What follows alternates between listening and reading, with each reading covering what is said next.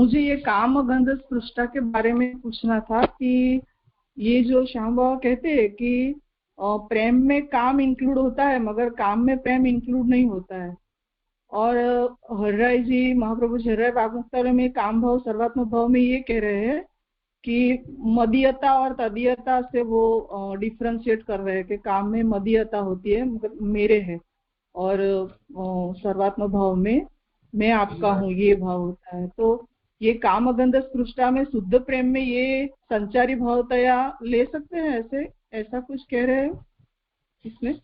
नहीं, संचारी भाव नहीं है ये।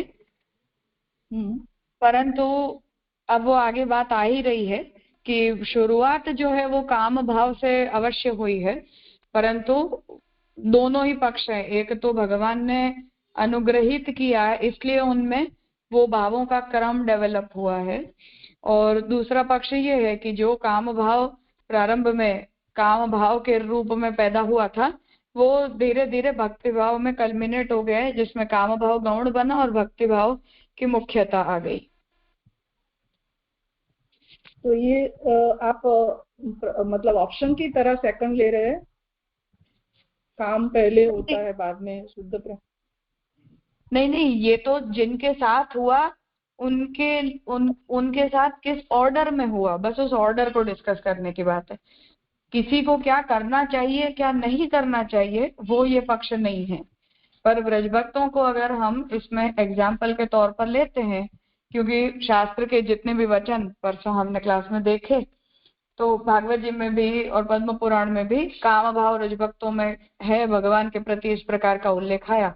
तो अगर है ऐसा, अगर शास्त्र कह ही रहे हैं तो उसकी एनालिसिस तो हमें करनी ही पड़ेगी। और जब ब्रजभक्तों को, क्योंकि कुब्जा से हमने डिफरेंशिएट इस ग्राउंड पर किया कि कुब्जा का जो भाव था वो तो काम का भाव था और इनका जो भाव है वो प्रेम का भाव है, तो काम शब्द के ही दोनों अर्थ हमने लिए। तो जब हम रजभक्तों को भक्तों की कैटेगरी में काउंट कर रहे हैं पर कुब्जा को भक्तों की कैटेगरी में काउंट नहीं कर रहे हैं, तो किसी न किसी प्रकार का भाव भेद तो हम देख ही रहे हैं। जी राजा, तो मतलब ये जो ब्रजभक्तन के भाव में ये बताया कि जहाँ जहाँ भी उपनिषद मतलब शास्त्र के जी वचन में काम शब्द आ रहा है वहाँ पे शुद्ध प्रेम ही रहना चाहिए गोपीजनों के ब्रजभक्तों के बारे में। दोनों ही पक्ष ओपन है। प्रारंभिक काम भाव है जो भक्ति में कल्मिनेट हुआ है, और कहीं कहीं काम भाव गौण होकर भक्ति भाव की मुख्यता है, ऐसा भी है। और जो क्योंकि जो ब्रजभक्त हैं उनमें भी कुमारिका श्रुति रूपा अलग अलग हैं, तामस राजस और सात्विक ये 3 कैटेगरीज हैं ही। फिर बाद में उन्हें निर्गुणता प्रदान की गई है, ये तो हमें भागवत जी दशम स्कंद की सुबोधनी से भी समझ में आ रहा है। तो उनका भी ग्रेजुअल भाव का डेवलपमेंट हुआ है। पहले ही दिन से उनमें किसी भाव की स्थिरता ही रही हो थ्रू आउट ब्रजवास ठाकुर जी के, ऐसा भी नहीं है। तो वो डेवलपमेंट को भी हमें कंसिडर तो करना ही पड़ेगा। तो जो शुद्ध सात्विक और निर्गुण भक्त हैं उनमें तो शुद्ध प्रेम है, उस विषय में तो कोई शंका नहीं है। पर जिनके अंदर राजसता या तामसता है उनमें किसी न किसी प्रकार के काम भाव के कारण इम्बैलेंस क्रिएट हो रहा है, तो उनके केस में हमें गौणता और मुख्यता का विचार करना पड़ेगा। हाँ जी, ठीक है। हाँ, और अगर वो किसी के हृदय में शुद्ध काम भाव है, शुद्ध काम भाव है, तब भी उस केस में वो भक्ति के लिए अप्रिशिएटेड नहीं है, ऐसा कह के कुब्जा के विषय में ये कह दिया कि भगवान ने किसी के किसी भाव को संतुष्ट कर दिया, वो एक अलग बात है, परंतु उन्हें हम भक्त मानते हैं या भक्त नहीं मानते ये एक दूसरा पक्ष है। तो भय से भी कंस ने कर दिया तो उसे भी भागवत जी में तो अवतारकालीन लीला के रूप में तो स्वीकार कर लिया, परंतु हम ये तो नहीं कहते कि कंस की तरह हम कर सकते हैं। उसी तरह हम गोपीजनों की तरह कुछ कर सकते हैं परंतु कुब्जा की तरह हम नहीं कर सकते, तो वहां वो बाइफर्केशन हो गया। जी राजा, और आपने जो श्याम बाबा के जो वचनामृत पढ़ने के लिए कहा था ना, तो वो पढ़ा है तो उसमें भक्ति के इंक्लूड मतलब श्रृंगार वगैरह रस का होना वहां पे भी आया ना, तो मैं ये समझी कि श्रृंगार रस जो है वो काम भाव में नहीं आएगा ना? नहीं, वहां जिस काम भाव की यहाँ चर्चा की जा रही है उसे ही श्यामकाका जी ने श्रृंगार रस शब्द से डिस्कस किया है। मतलब वही है, वहां भी वही विषय है कि वो श्रृंगार रस माना जाए या भक्ति रस माना जाए। अच्छा जी हाँ, प्रणाम जी। शब्द भेद है, केवल कंसेप्ट वही बताना चाह रहे हैं। जी हाँ हाँ प्रणाम हाँ राजा। हाँ, यहाँ जो सैरंध्यार आदि नाम इव रिरंसामय, तो ये कंफ्यूजन मुझे ये है कि रिरंसा तो बहुत ग्लोरीफाई टर्मिनोलॉजी या कॉइन शब्द है जैसे अपन, और क्योंकि वहां अपन ने ऐसा देखे तो कि रिरंसा यानी लौकिक डिजायर, इच्छा, और जो अपने अपन निरस्त साम्यातिशय ने राधसा स्वधामनी ब्रह्मणी रंस्यते नमः, तो रिरंसा का तो हम सेवन और रंस्यति के संदर्भ में ले रहे, तो ये थोड़ा कंफ्यूजन ये हो कि यहाँ इस तरह क्यों लालू भट्ट जी ने प्रेम और रिरंसा के आगे, हाँ पर आगे जाके उन्होंने पारिभाषिक रूप से उस शब्द को डिफाइन किया है, तो यहाँ वो इस शब्द का इस अर्थ में उपयोग कर रहे हैं, ऐसी वो अपनी तरफ से स्पष्टता देना चाहते हैं।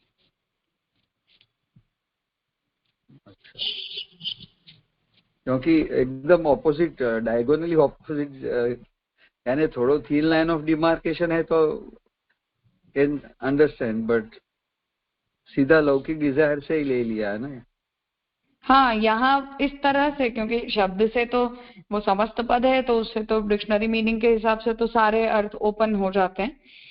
हम उसे उपनिषद पर लेके जाते हैं, यहाँ उन्होंने उसे इस प्रकार से डिफाइन किया है, तो कॉन्टेक्चुअल समझना चाहिए। यहाँ उसे इस प्रकार से वो कहना चाह रहे हैं।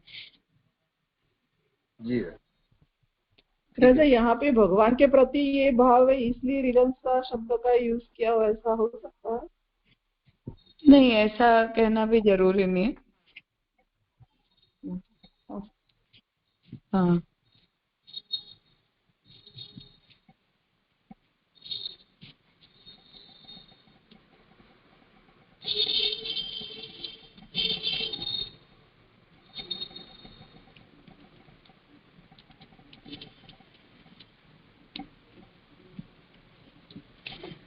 ठीक है, ये कामगंध स्पृष्टा शब्द का थोड़ा विशेष विवेचन आगे आएगा तो फिर ठीक है, नहीं तो थोड़ा आप समझाइए।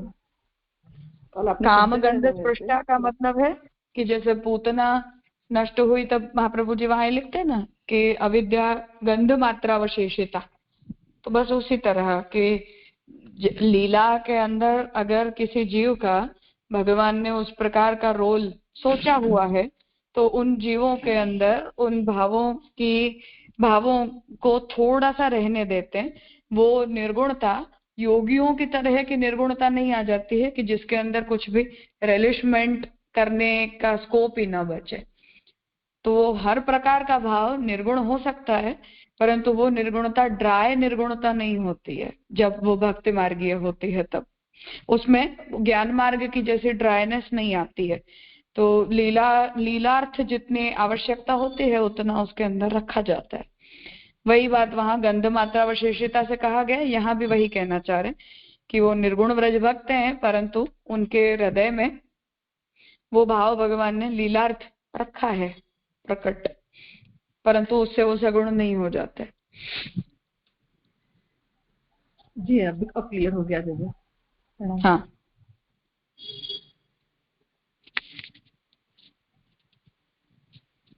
ठीक है। तो लास्ट हमने ये बात देखी थी कि पद्म पुराण के अंतर्गत भी जिन जिन विविध भावों का निरूपण किया गया, वहां ये कहा गया कि काम भाव और क्रोध ये दोनों ही जो है वो लौकिक दृष्टि से पतन के कारण बनते हैं, परंतु जब उन्हीं का संबंध भगवान के साथ हुआ तो वो भाव सर्वनाश का कारण न बन के मुक्ति प्रदायक बने। और वहां गीता जी के ये वचन दिए गए कि जहां भगवान ने ही स्वयं इन तीनों ही भावों को जो है वो दोष रूप बताए हैं। अब आगे ये कह रहे हैं कि सर्वासाम गोपी नाम प्रेममय एव कामो न आसीत प्रत्युत कासांचित रिरंसमयोपि स आसीत।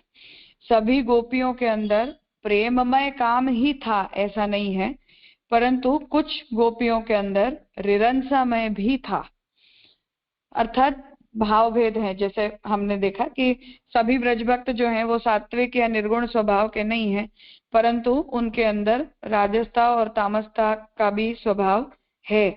तो वो डिफरेंसेस हैं, बस उसी प्रकार से यहाँ भी उन डिफरेंसेस को बता रहे हैं कि कुछ ब्रजभक्तों का जो काम भाव है वो प्रेमात्मक है और कुछ ब्रजभक्तों का काम भाव जो है वो रिरंसा रूप भी है। न च प्रेमैव गोपरामाणाम् इत्यादि प्रामाण्येन सर्वासामपि गोपीनां प्रेममयः कामो भवितुम् अर्हति इति वाच्यम्। अब प्रेमैव गोपरामाणाम, अब हमने अपनी तरफ से एक स्टेटमेंट दे दिया कि सभी ब्रजभक्तों को तो भगवान से प्रेम ही था। तो इन प्रामाण्यों से ये समझ में आता है कि वहां हम इन जनरल, जैसे सुबोधिनी जी से हम ये भेद समझते हैं कि कुछ सात्विक हैं, कुछ राजस हैं, कुछ तामस है, परंतु जब हम ब्रजभक्तों की प्रशंसा करते हैं तब हम ऐसा नहीं बोलते हैं कि सात्विक ब्रजभक्त उत्तम होते हैं या इनका भाव उत्तम होता है। हम इन जनरल ये कहते हैं कि हाँ, ब्रजभक्त जो है वो भक्ति में श्रेष्ठ हैं। तो उस प्रकार से कहीं कहीं ये कहा गया है कि जितने भी ब्रजभक्त हैं उन सबको भगवान से केवल प्रेम ही है। तो वहां ऐसा कहा जाता है, हरिम संप्राप्य तावेव मुक्त्यै गोपी सुरद्विषाम इत्यनेन गोपीष्वपि तदंगीकारात्। और जो पद्मोत्तर पुराण का वचन है वहां भी ये बात कही गई है कि जो काम संबंध लोक के अंदर नाश रूप होता है वो काम संबंध गोपियों ने भगवान के साथ जोड़ा तो उनका उद्धार हुआ। तो यहाँ भी गोपियों के अंदर इन जनरल सभी में वो काम भाव से उन्हें मुक्ति प्राप्त हो, इस प्रकार का विधान कर दिया गया है। ततश्च काम मार्गे भी गोप्यः कामात् इति उदाहरणं ज्ञेयम्। उसी तरह काम मार्ग को बताते हुए काम मार्ग को बताते हुए गोपियों को भगवान के प्रति काम भाव था, ऐसा उदाहरण भी इन जनरल सभी गोपियों के लिए दे दिया गया है। उसमें भाव भेद नहीं कहा गया है। किंतु गोप्यो अत्र शुद्ध प्रेमवतीभ्यो व्रजस्थाभ्यो अन्याः आगंतुकाः ताश्च अंतर्ग्रहगता एव ज्ञेयाः। अब गोपियों में भी यहाँ शुद्ध प्रेमवती जो हैं वो व्रजस्थ हैं, व्रज में रहने वाली हैं। अन्याः आगंतुकाः, अन्यों के अंदर वो भाव आता जाता रहता है। ताश्च अंतर्ग्रहगता एव ज्ञेया, अब वो कौन से हैं? तो जो अंतर्ग्रहगता गोपीजन है उन्हें जानना चाहिए। तादृशी नाम एवं शुद्ध प्रेमा भावेन, तो अंतर्ग्रहगता जो व्रजभक्त है उनमें शुद्ध प्रेम का अभाव होने से असिद्ध देहत्वम, उनका देह जो है वो टिका नहीं, अर्थात उनके देह का नाश हुआ। तेन च विघ्नावकाशता देह त्यागः च, उसका अर्थ क्या है कि जो भी विघ्न उपस्थित हुआ भगवान के साथ संबंध होने में, उसके कारण उनके देह का त्याग हुआ। तदुक्तम कृष्ण संदर्भे, ये बात जीव गोस्वामी ने लिखी है। तदेतत् व्यतिरेकेण दृढ़यितुम् अन्यासाम् आगंतुकानाम् असिद्ध देहानां विग्रह त्यागेनैव तत्संग प्राप्तिः इति आह अंतर्ग्रहगताः काश्चित् इत्यादिकेन न चैवं विस्मयः कार्य इत्याद्यन्तेन। तो अब यहाँ ये बात कहना चाह रहे कि जो ब्रजभक्त हैं उनमें जो अंतःग्रहगता जो ब्रजभक्त थे उनका जो भाव था वो शुद्ध प्रेम का भाव नहीं था, अर्थात ऐसी निर्गुणता जो है वो उनके भाव के अंदर तो नहीं थी। और उस प्रकार का भाव, उतना उत्तम भाव उनका न होने के कारण ही जो है वो जब भी उस प्रेम के अंदर या भगवान के साथ संबंध होने में जब विक्षेप हुआ तो उनका जो देह है वो नष्ट हो गया। उसके लिए यहाँ जो प्रमाण वचन दिए गए हैं वहां ये बात कही गई है कि अंतःग्रहगता जो कुछ गोपियां थी उन लोगों के देह निवृत्त हुए, और इस विषय में कोई विस्मय नहीं करना चाहिए। अंतर्ग्रहगताः शुश्रूषन्त्यः पतीन् काश्चित् इत्यत्र उक्ताः इति अर्थः। तो वहां भी ये बात कही गई है कि कुछ उनमें जो है वो अपने पतियों की शुश्रूषा कर रही थी, अर्थात अपने पतियों की सेवा कर रही थी। जिस वजह से वो ठाकुर जी के पास पहुंच नहीं पाई। और जब वो नहीं पहुंच पाई तो विरह भाव के कारण उनके देह की निवृत्ति हो गई। शुश्रूषन्त्यः पतीन इत्यनेन अन्य भुक्तत्वमपि सूचितम। और वो अपने पतियों की शुश्रूषा कर रही थी, इस शब्द से भागवत ये भी कहना चाहती है कि उनका जो भोग है वो केवल भगवान नहीं कर रहे थे, परंतु अन्य भी उनके देह का भोग, इनकी इंद्रियों का भोग करने वाले थे, अर्थात अन्य संबंध था। तथा तत्रैव अग्रे, वहीं आगे भी ये बात कही गई है, या मया क्रीडता रात्र्यां वनेस्मिन् व्रज आस्थिताः अलब्ध रासाः कल्याण्यो मापुर्मद्वीर्य चिंतया इत्यस्य व्याख्यायाम। और आगे भगवान के जो वचन हैं उसके भी अर्थ से ये बात समझ में आती है, जहाँ भगवान ये समझाना चाह रहे हैं कि जो ब्रजभक्त भगवान तक रात्रि के समय, जब रात्रि को भगवान ने वेणुनाद किया, उस समय जो ब्रजभक्त भगवान तक पहुंच पाई, उन ब्रजभक्तों की भगवान ने प्रशंसा की है, क्योंकि उन्होंने जो है वो अन्य संबंध का भी त्याग किया, भगवान के हेतु से किया और भगवान के योग्य जो है वो बन पाए। तो इस प्रकार की जो उनकी गति है उसकी भी जब भगवान प्रशंसा कर रहे हैं तो उसका भी ये तात्पर्य है कि उन जीवों की जो अधिकारिता है, उन जीवों की जो योग्यता है, वो इनके करते उत्तम मानी गई है, इनसे बढ़कर मानी गई है। तो वो जो उत्तमता है उसे यहाँ समझाना चाह रहे कि ये प्रकार की जो उत्तमता है वहां भगवान उनकी प्रशंसा कर रहे हैं।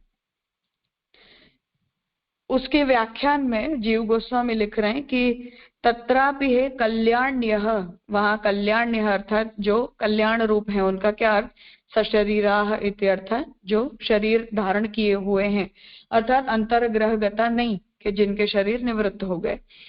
तद्वत् देह त्यागेन भवतीनां मत प्राप्ति न स्यात् किंतु अनेनैव देहेन मत प्राप्ति स्यात् इति भावः।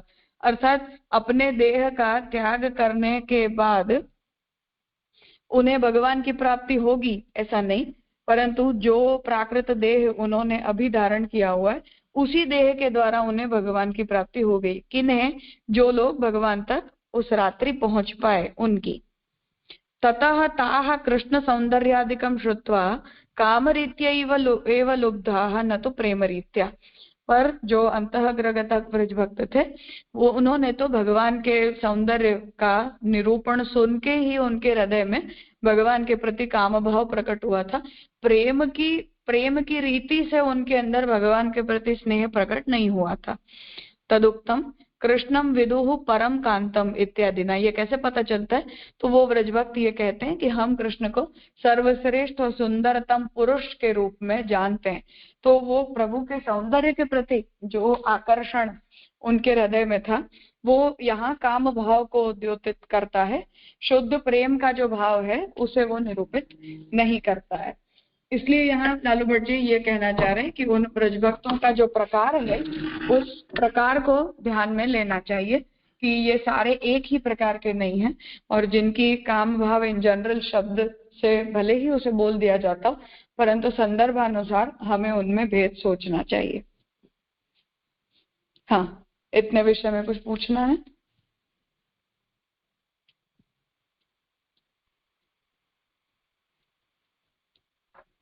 ये लास्ट वाला गोपी गीत के संदर्भ में देखे तो वेदर सात्विक राजस तामस, तो बड़ा सर्कल तो अलौकिक और निर्गुण ब्रजभक्तों मीन्स वो थे। अपने स्वभाव और जिस प्रकार प्रभु के प्रति वो स्नेह प्रकट करने चाहते थे उसमें वो तामसता, राजसता, सात्विकता या निर्गुणता प्रकट होती थी। तो वो संदर्भ में यहाँ किस तरह समझेंगे राजा? बात वहां ये है कि यद्यपि निर्गुणता के दायरे के अंतर्गत उन्हें गिना गया है, उसका पक्ष ये है कि चाहे किसका भाव कैसा भी हो, भगवान ने यदि स्वीकारा है तो उसका अर्थ है कि लीला में उनके उस प्रकार के रोल को भगवान ने माना है और भगवान ने समहाउ रेलिश किया है, उसे एंजॉय भी किया है। जैसे यहाँ ये बात कही गई कि काम और क्रोध बुरे माने जाते हैं, परंतु जब वो भगवान के साथ जुड़ते हैं तब वो उन दुर्भावों के द्वारा भी जीव को मोक्ष प्राप्त होता है। तो भगवत संबंध का विचार करते हुए प्रशंसा की जाती है, पर कंस ने द्वेष से या भय से भगवान को याद किया, ये कोई प्रशंसा की बात नहीं है, पर वहां कॉन्टेक्चुअली स्टेटमेंट को समझना है। उसी प्रकार से वहां भी ब्रजभक्तों की जो प्रशंसा है, लालू भट्ट जी यहाँ यही बात कहना चाह रहे हैं कि हर स्थान पर हमें उस संदर्भ का विचार करना चाहिए कि किस संदर्भ में किस जीव की प्रशंसा की जा रही है या किसकी निंदा की जा रही है। अब कुब्जा को हम भले ही यहाँ लालू भट्ट जी निंदा कर रहे हैं, महाप्रभु जी ने भी उनके भाव को उत्तम नहीं माना है, परंतु जनरली तो हम जब वो चरित्र केवल पढ़ते हैं तब तो हम ये कहते हैं कि ठाकुर जी ने उनकी भी इच्छा को पूरा किया। अब पूरा किया तो ये प्रभु के पक्ष से प्रशंसा की जा रही है। जीव की एलिजिबिलिटी का अगर हम विचार करते हैं या उसके भाव का यदि हम विचार करते हैं तो उसमें प्रशंसनीय कुछ भी नहीं है उस तरह से। जी राजा, थैंक यू। हाँ राजा, प्रणाम राजा। ये लास्ट वाला जो सेंटेंस है ना, ततः ता कृष्ण सौंदर्यादिकम सुखवत्, इनके लिए है, अंतर्ग्रहगता व्रज भक्तों के लिए। अच्छा, हाँ ठीक, बराबर। हाँ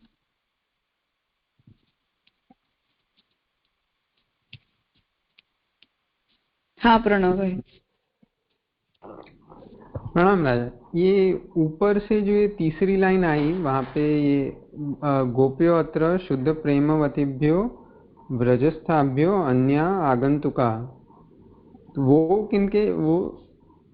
किनके लिए कह रहे हैं? वो भी अंतर्ग्रहता के लिए? हाँ उन्हीं को कहा जा रहा है। ये वहां पे राजा इसका क्या अर्थ है? व्रजस्थाभ्यो अन्यः आगंतुका, अर्थात कि वहां आगंतुक शब्द भाव के लिए यूज किया गया है, स्थान के लिए यूज नहीं किया गया। अच्छा, तो और व्रज से मतलब?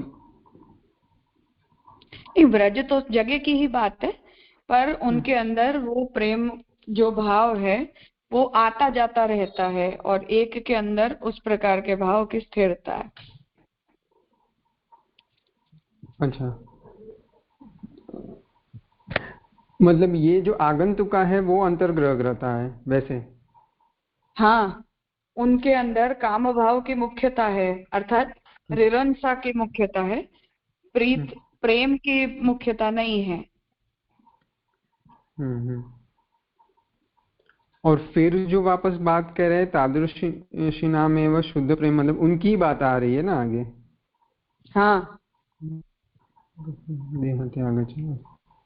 तो मतलब ये जो स्टैंड यहाँ वहां ऊपर जो कहा कि ये शब्द तो कॉमन यूज हो रहा है, गोप्य कामादिति उदाहरणम ज्ञेयम किंतु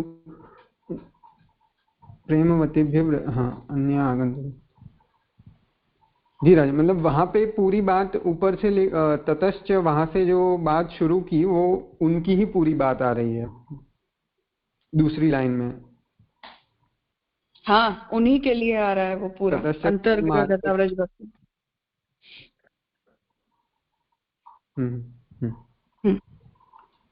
ये खाली यहाँ पे एक क्लैरिफिकेशन इसलिए नहीं आया, मतलब ऐसा, मतलब पता नहीं अर्थ गलत भी कर रहा हूँ, पर ऐसे अर्थ हो रहा था कि वो जो व्रज में नहीं, व्रज में स्थित है, तो मतलब यहाँ पे व्रज से अगर वो अंतर्ग्रहगता है तो मतलब व्रज में स्थित है पर उनका भाव शुद्ध प्रेम नहीं है पर काम युक्त है और ऐसे आता जाता रहता है, इसलिए उन्हें इस कैटेगरी में लालू भट्ट जी बता रहे। और उसी जो भाव जो आता जाता भाव है उसी को शुद्ध प्रेम का अभाव बता रहे हैं। हाँ जी हाँ।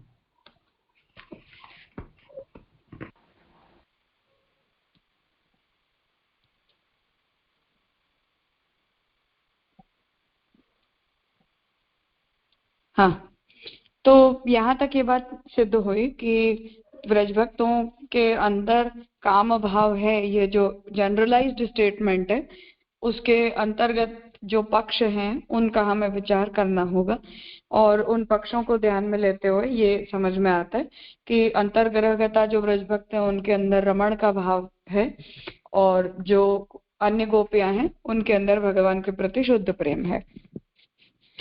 अब काम भाववती नाम प्रेम भावोदय विकासे मान्य क्रमः। अब जिनके अंदर भगवान के प्रति काम भाव है उनमें भी बाद में प्रेम भाव का उदय हुआ है, उसका क्रम अब यहाँ बता रहे। ननु स्त्रिय, अभी सुनाई दे रहा है? आ तो रहा है पर एक लाइन 2-4 शब्द कट जाते नहीं जी जी, यहाँ पे तो क्लियर है। यहाँ पे तो क्लियर कंटिन्यूअसली आ रहा है। क्लियर है। ठीक ठीक।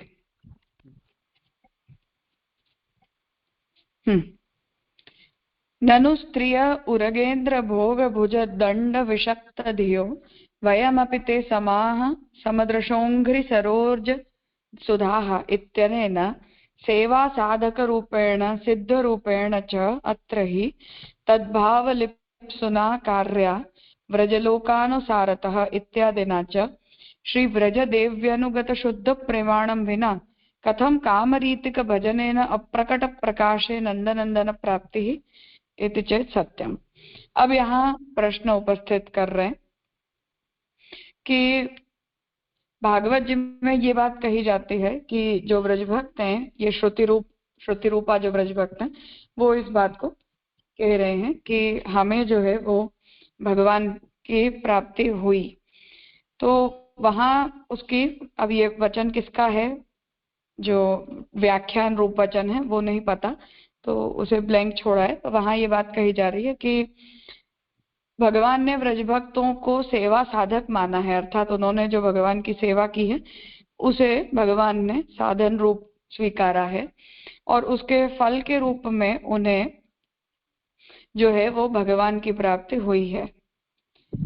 वहाँ ये बात कही जाती है कि जो ब्रजदेवियां हैं उनका जो अनुगमन करेंगी, अर्थात हम जैसे जीव यदि ब्रजभक्तों के द्वारा की गई सेवा को या भक्ति को हम कॉपी करेंगे तो हमें भी उत्तम फल की प्राप्ति होगी। अब वहाँ ये कहा गया है कि जो ब्रजभक्त हैं उनका अनुगमन करने वाले, क्योंकि ब्रजभक्त शुद्ध प्रेम युक्त हैं, इसलिए उनका अनुगमन करने वालों में भी शुद्ध प्रेम प्रकट होगा। तो वहां ये प्रशंसा यदि की गई है, तो अगर ब्रजभक्तों के अंदर शुद्ध प्रेम नहीं होता तो या उनके द्वारा किया गया जो काम रीति का भजन, यहाँ काम शब्द को फिर से हम जनरल शब्द के अर्थ में ले लें कि काम शब्द का अर्थ भगवान से प्रेम भी होता है, तो वो काम रीति जिसका प्रारंभ ब्रजभक्तों के द्वारा की गई भगवान की सेवा से हुआ, जो अप्रकट थी अब तक, अर्थात इस प्रकार से भी भगवान को प्राप्त किया जा सकता है, ऐसा कोई मार्ग ब्रजभक्तों ने जब तक भगवान की इस प्रकार से भक्ति नहीं की तब तक प्रकट नहीं था। ऐसे अप्रकट मार्ग का प्रकाश ब्रजभक्तों के द्वारा हुआ, तो उन्हें नंदनंदन की प्राप्ति कैसे हुई यदि उस भाव के अंदर किसी प्रकार का हम दोष देखें तो। इति चेत् सत्यम, कि हाँ ये बात सही है। काम मार्गीय भजने भेद बुद्धेः अनपगमात् यद्यपि शुद्ध प्रेम न भवत्येव तथापि तासां भगवत नित्य प्रेयसी दर्शनादि रूप संग प्रभावात् तेषाम् अनुग्रहात् जातात्म्यैक्य बुद्ध्या तासां शुद्ध प्रेमादयो जात एव।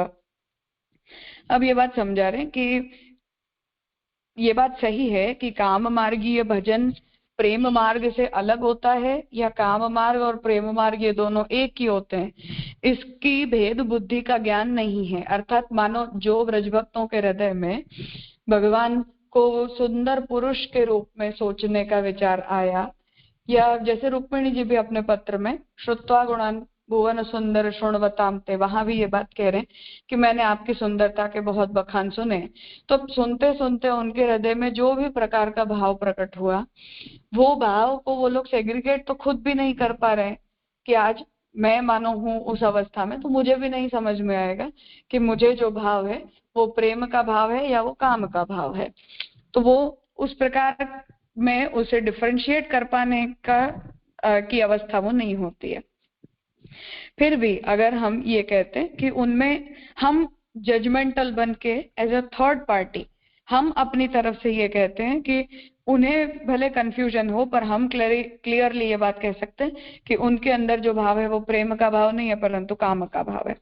तो अगर हम अपनी तरफ से ये कहते हैं कि उनके अंदर शुद्ध प्रेम नहीं है, फिर भी नित्य वो भगवान के दर्शन कर रहे हैं, भगवान भी भगवान के प्रति यदि वो काम भाव रख रहे हैं, तो प्रियतम प्रियतमा वाले संबंध को ध्यान में रखते हुए भगवान भी उनके ऊपर उसी प्रकार की दृष्टि डाल रहे हैं, क्योंकि भगवान ने उनके उस भाव को भी संतुष्ट तो किया ही है।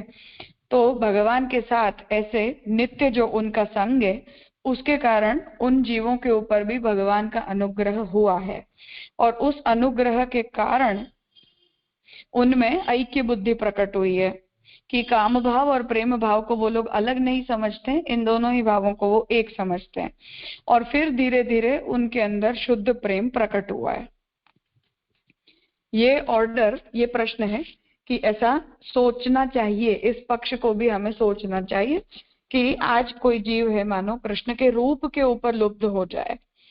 आज हम अनवतार काल में हैं, फिर भी भगवान के चित्र देख लो, भगवान की लीलाओं को सुन लो, भगवान के स्वरूप के वर्णन को देख लो, या प्रभु के जितने भी प्रकट रूप हैं, मानो जगन्नाथ जी हो या दक्षिण में त्रिवेंद्रम में ठाकुर जी पद्मनाभ स्वामी विराजते हैं, या जनार्दन जी विराजते हैं, या विष्णुकांत जी में वरदराज स्वामी विराजते हैं, या द्वारकाधीश विराजते हैं। तो रूप मोहित करता है, रूप आकर्षित करता है।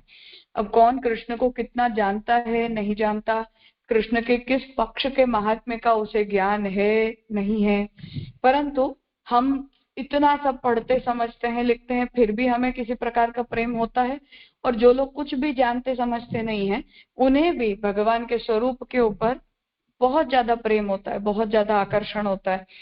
अब जब वो उस प्रकार का प्रेम या आकर्षण भगवान के प्रति है, तब वो स्वयं तो उसे डिफरेंशिएट नहीं कर सकते हैं कि ये भक्ति कहलाती है या भक्ति नहीं कहलाती है, या ये केवल स्वरूप के प्रति खड़ा हुआ आकर्षण है या कृष्ण के प्रति हमारे हृदय में किसी प्रकार का प्रेम का भाव है। तो इन सबको डिफरेंशिएट कर पाने का जो विवेक है वो मनुष्य के अंदर नहीं होता है, उतना हम उसे क्लियरली नहीं समझ सकते हैं कि आज द्वारकाधीश हमें सुंदर लगते हैं इसलिए हमें उनसे प्रेम है, या कृष्ण के गुण वाले हैं या भगवान है वो, तो उनके गुणों से हमें प्रेम है। तो रूप से प्रेम है या गुण से प्रेम है, महात्म्य ज्ञान के कारण प्रेम है या किसी प्रकार का काम भाव है, इन सबको जीव डिफरेंशिएट नहीं कर सकता है। और उसी की वजह से उन दोनों के अंदर एक बुद्धि प्रकट होती है कि हमें जो भी है इस प्रकार का इमोशन है, अब इस इमोशन को हम कोई नाम नहीं दे सकते हैं, या इस प्रकार के इमोशन को हम निर्गुणता और सगुणता में डिफरेंशिएट नहीं कर सकते हैं। तो ये जो स्थिति है वो इन ब्रजभक्तों की भी हुई है, और उसमें भगवान का किसी न किसी प्रकार का अनुग्रह भी है ही। हम ये नहीं कह सकते कि बिना भगवान के अनुग्रह के उनके अंदर काम भाव, तो काम भाव ही सही, हम भले ही उसे बुरा कहें, पर भगवान के प्रति किसी भी प्रकार का जो इमोशन है वो बिना अनुग्रह के तो पैदा हो नहीं सकता है। इसलिए उनके ऊपर भी भगवान का अनुग्रह है, और उस अनुग्रह के कारण ही उनकी ऐक्य बुद्धि हुई है, और बाद में जाकर उनमें शुद्ध प्रेम पैदा हुआ है। ऐसा भी एक पक्ष हमें सोचना चाहिए। अब उस विषय में यहाँ क्रम बता रहे हैं कि तत्र आदौ काम रीतिक भजने नैव वैरादिवत तासाम तस्मिन आवेशः, कि सबसे पहले तो क्या होता है कि काम भाव है, भगवान के रूप को देखा, भगवान की सुंदरता को देखा, तो फीमेल है, मेल के प्रति आकर्षण प्रकट हो जाता है, तो भगवान इतने सुंदर हैं, तो वो काम रीति के द्वारा भजन पैदा हुआ। उसके कारण जैसे किसी को लड़ाई हो जाती है, कोई देख के बुरा लग जाता है, कंस को जैसे भय का भाव प्रकट हो गया, ऐसे जो विपरीत भाव होते हैं, ऐसे ही विपरीत भावों की तरह काम रूपी जो भाव है वो भी उनके द्वारा भगवान में जीवों का आवेश हुआ। तेन च काम रीति त्याजक श्री व्रजदेव्यानुगत्यम, फिर क्या हुआ कि एक गोपी को भगवान के प्रति केवल काम भाव है और दूसरी गोपी को भगवान के प्रति प्रेम भाव है। पर सारी गोपियां रहती तो एक ही जगह पर हैं, एक दूसरे से मिलती हैं, एक दूसरे के साथ ही भगवान को देखती हैं। तो दूसरी जो व्रजदेवियां हैं जिनके अंदर काम रीति नहीं है परंतु प्रेम रीति है, उनके संग में उन काम रीतियों वाले जीव आते हैं। तेन च व्रजदेव्यनुग्रहात्, फिर जो शुद्ध प्रेम वाली व्रज गोपियां हैं उनके अनुग्रह से काम रीति परित्याग पूर्वक वो काम रीति का परित्याग करते हैं और शुद्ध प्रेमोदयेन, और शुद्ध प्रेम उनमें भी पैदा होता है। तासाम पतित्वेन श्री नंदनंदन प्राप्ति ही इति, और फिर उन्हें जो है वो भगवान पति के रूप में प्राप्त होते हैं। तो काम रीति से भगवान पति के रूप में प्राप्त नहीं होते, परंतु काम रीति के बाद जो है वो प्रेम रीति प्रकट होती है, और जब शुद्ध प्रेम रीति प्रकट होती है तो उनके दोनों ही भावों को संतुष्ट करते हुए भगवान उन्हें पति के रूप में मिल जाते हैं। इस प्रकार का ऑर्डर सोचना चाहिए। अर्थात सीधी जो काम रीति है उसका विनियोग भगवत प्राप्ति में नहीं होता है परंतु इनडायरेक्टली होता है। अर्थात शुद्ध प्रेम का उदय तो कंपलसरी है ही, जिसके द्वारा फिर भगवान काम भाव का भी अंगीकार करते हुए उन्हें कुछ फल प्रदान करते हैं। ऐसा पक्ष यहाँ प्रस्तुत करना चाह रहे हैं। हाँ राजेश भाई। हाँ राजा, दंडवत प्रणाम। राजा खाली एक प्रश्न था, ये जो गोपी जनों का क्रम दिखाया वो मतलब अवतारकालीन लीला का था कि उससे हमको कुछ बोध लेना है? इस रेफरेंस से ये 3 बताए। बोध का पक्ष तो है ही, बोध का तो पक्ष है ही, क्योंकि जैसे आज ये कह दिया कि सबको अलग अलग प्रकार के भावों से भगवान मिले, तो हमारे मन में ये विचार आ जाए कि चलो काम भाव से भी मिल जाएंगे, भय से भी मिल जाएंगे, द्वेष से भी मिल जाएंगे। तो पहली बात तो ये कि ऐसा नहीं होता है, हम ऐसा नहीं कर सकते। और दूसरी बात कि केस स्टडी के रूप में कोई हमसे ये कहे कि व्रजभक्तों से बढ़कर तो कोई भक्त होता ही नहीं है, तो उनके चरित्र के ऊपर हमारे मन में प्रश्न उपस्थित होते हैं कि इस प्रकार के भाव वाले को भी उत्तम कह सकते हैं।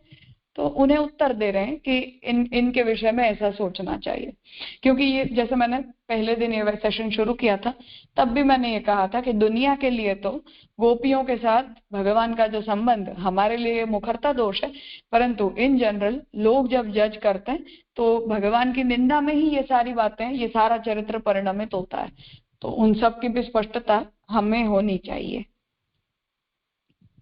हाँ राजा, मतलब राजा हाँ ये तो स्पष्ट हुआ, लेकिन ये जो पक्ष दिखाया वो भागवत जी के चरित्र अनुसार ही दिखा है ना? मतलब गोपीजन साथ में मिलके गोपी गीत गाया, या उस रेफरेंस से ही ये उन्होंने ये पक्ष को हाइपोथेसिस डेवलप किया, ऐसा कह सकते हैं? नहीं, पूर्व पक्षी है कोई?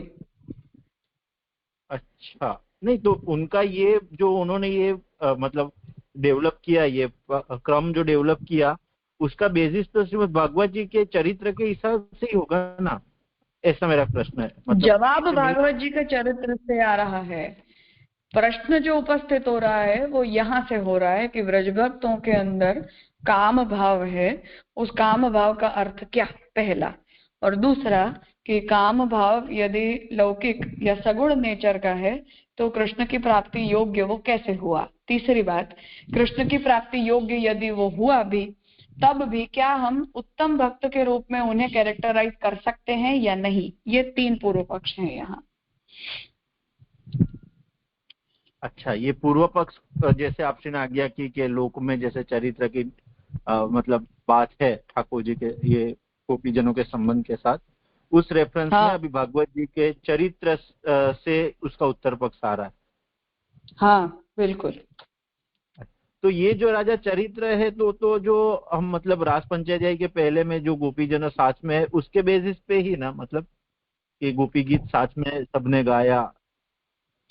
केवल एक चैप्टर के लिए नहीं है, ये ओवरऑल कैरेक्टराइजेशन है उनका पूरे दशम स्कंद से, कोई एक चरित्र से नहीं आ रही है ये बात। अच्छा, तो पूरे भागवत जी में आपको ऐसा मिलता है कि गोपीजनों साथ मिलके सब जाते थे इस रेफरेंस? हाँ। मतलब मेरा ऐसा एक था कि इस रेफरेंस में अपना हम गुरुदेव या कोई भगवदीय के साथ संग करे और हमारा मतलब कोई जैसे साधना प्रणाली में हम देखें कि भाई हमारा शुद्ध भाव तो पहले ठाकुर जी से है नहीं, शायद हम साथ मतलब हम कर्तव्य बुद्धि से जुड़े, अगर हम काम भाव ना ले और कर्तव्य बुद्धि ले कि उस बुद्धि से हम जुड़े, लेकिन धीरे धीरे अपना भाव रिफाइंड हो गुरुजन या वैष्णव के साथ मिल मिल के, तो भी शुद्ध प्रेम होगा, तो हम ये प्रणाली से हमारा भी ठाकुर जी अंगीकार या ठाकुर जी प्राप्त हो सकते हैं। इस रेफरेंस से भी हम ले सकते हैं यही 3। हाँ वो ले सकते हैं, उसमें तो कोई डाउट नहीं है। वो तो आगे यहाँ उपसंहार में भी लालू भट्ट जी खुद भी ये बात बताएंगे, कर्तव्य रूप से हमारे लिए क्या है। नहीं, मैं कर्तव्य रूप मतलब हम जो सेवा में आज जुड़ रहे हैं वो हम कर्तव्य से जुड़ रहे हैं, मतलब ठाकुर जी के प्रेम से तो जुड़ नहीं रहे, जो शुरुआत के फेज से हम जुड़ रहे हैं। मैं वो काम और कर्तव्य वो रेफरेंस से कह रहा हूँ कि ठाकुर जी की सेवा करनी चाहिए, इस रेफरेंस से हम ठाकुर जी के साथ जुड़ रहे हैं। वो भी रेफरेंस इसमें ले सकते हैं, ऐसा मैं खाली पूछ। जरूरत नहीं है, पर हाँ लेना हो तो समस्या भी नहीं है, पर वो संगत नहीं है ये विषय। अच्छा, क्योंकि कर्तव्य से भी अगर हम देखें तो ठाकुर जी तो प्राप्त नहीं होंगे ना, क्योंकि उसके लिए शुद्ध प्रेम तो चाहिए ही हाँ ना, नहीं जैसे होंगे, इसमें आया। ऑब्वियसली नहीं होंगे। हाँ हाँ हाँ हाँ राजा, प्रणाम राजा। राजा ठीक है, कल पूछ लेना, कल पूछ पूछना। लेना, कल कर लेंगे। प्रणाम ठीक है, हाँ।